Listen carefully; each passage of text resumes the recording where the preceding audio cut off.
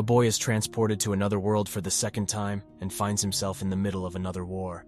As Yuki daydreams in class, his childhood friend Yuhi begins to pester him. He tries to dismiss her, not wanting any strange rumors to start, but she persists, and to some extent, he doesn't mind. As Yuki's mind drifts off into thoughts of the other world, darkness suddenly engulfs the entire school, and a magic circle appears in the middle of the classroom. Despite the chaos, Yuki is familiar with this type of magic and can't help but smile.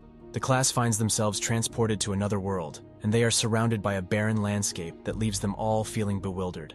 However, for Yuki, this turn of events is welcomed as it promises some excitement. Suddenly, the students hear thuds, indicating that something big is approaching them. Multiple gigantic, full-armored demons emerge and make their way towards the students, indicating that they are not friendly. The students realize they must flee, and as they begin to dash away, Yuki remains calm. As the demons attack, Yuhi tries to shield Yuki from an incoming blow, but to her surprise, Yuki defends them both with just a flick of his finger, sending the demon flying. Yuhi is amazed at Yuki's apparent knowledge of magic, but they have no time to discuss it further. Instead, Yuki grabs Yuhi's hand, and they run away from the creatures, with Yuhi blushing at the sudden contact. As they run, soldiers appear from the direction they're heading, charging past them to engage the demonic creatures in battle. The soldiers' attacks have no effect on the demons, but they are accompanied by mages using bombarding spells to distract the demons while the soldiers advance. The students have been summoned into the middle of a full-scale war between demons and humans. Yuki is puzzled, as the wars were supposed to have ended by now. He senses a strange magic, a curse emanating from the demons. The feeling is familiar, unmistakable. As Yuki and Yuhi escape the chaotic battle, a royal knight approaches them, urging the students to leave the war zone. The knights engage in combat with the demonic beings, employing a combination of magic and melee attacks to great effect. Taking advantage of the situation, Yuki and Yuhi flee the scene. Once safe, they are addressed by the king, who refers to them as foreign heroes, and expresses gratitude for their arrival during the kingdom's time of need. The students learn that the kingdom is under attack by demons, similar to a war that occurred 5 years prior. The king's advisor reveals that the previous war was won thanks to a hero from 5 years ago, but unbeknownst to them, that hero was none other than Yuki. The advisor pleads with the students to aid their nation in fighting the demons once again.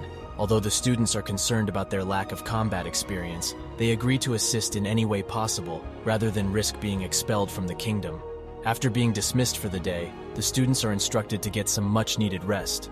Despite this, Yuhi remains on edge, but Yuki manages to calm her down, promising to keep her safe.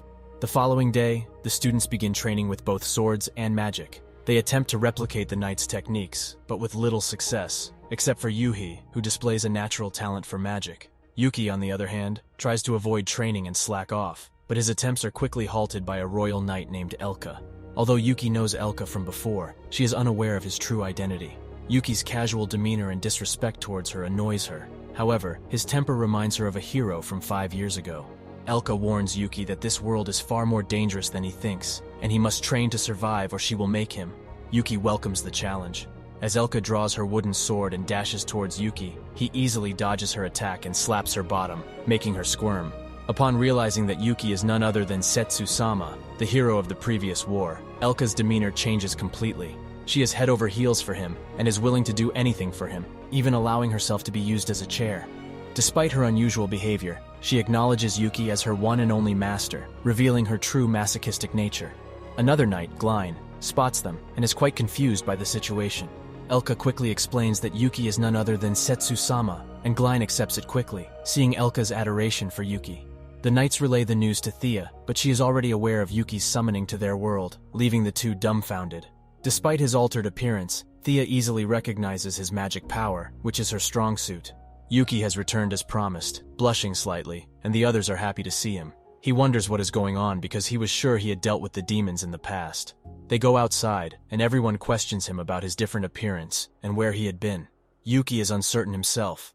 After his battle with the demon Lord Toma, he was reborn into a different world, but kept his memories and magic power. Then he got summoned to this world again, and it doesn't seem like a coincidence. Yuki wants to know what happened to Toma and whether he is behind all of this, since Toma is the only one who could use curses like that. After their battle, they couldn't find either him or Toma's body. However, since Yuki is alive, Toma could still be alive as well. Upon being interrupted by a soldier, Yuki and the others learn that the king needs Glein. Despite Yuki's previous desire to travel the world after the war, he now wishes to maintain the peaceful scenery. However, he remains confused about Toma's intentions. At the king's palace, he regrets making peace with demons and is now declaring an all-out war on them. Glein suggests waiting for the emissary they sent to arrive and understand the situation, but the king's aide explains that the demons started the unprovoked invasion, and the summoning of the heroes is proof that justice is on their side. Glein is dismayed, but the council agrees with the king's decision. Yuki worked hard to achieve peace, but the king feels that upholding it now would be foolish. Yuhi is making impressive progress with her training, and Yuki is there to praise her. It is clear that she has a natural talent for magic. Despite her aversion to conflict, Yuhi is willing to learn magic in order to protect Yuki, which makes him grateful for such a reliable friend. The knights approach Yuki, and Glein informs him that an all-out war seems to be inevitable at this point. Yuki realizes that he will have to intervene once again to stop the war, especially if Toma is behind it. War is foolish and must be prevented. The knights offer to be his personal guard once again, but Yuki declines. He knows that enough fighting force must stay in the capital. They cannot argue with him. Before he embarks on his mission, Yuki needs to retrieve something from the palace that belongs to him. He plans to obtain it peacefully using invisibility magic. However, Elka lacks patience and isn't inclined towards peaceful measures, as long as no one finds out. As Yuhi makes her way downstairs, she senses Yuki's presence, but assumes it's just her imagination. Yuki makes his way to the palace treasury where he is reunited with his trusty sword. However, their escape plan is cut short when guards discover the unconscious guard and start mobilizing. In the midst of the commotion, Glein and Thea offer to create a distraction while Yuki and Elka make their way out. Elka wishes Yuki a safe journey and promises to buy them as much time as possible.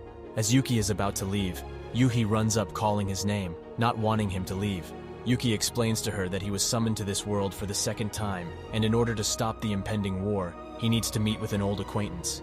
Although Yuhi begs to accompany him, he knows it is too dangerous and assures her that he will return for her.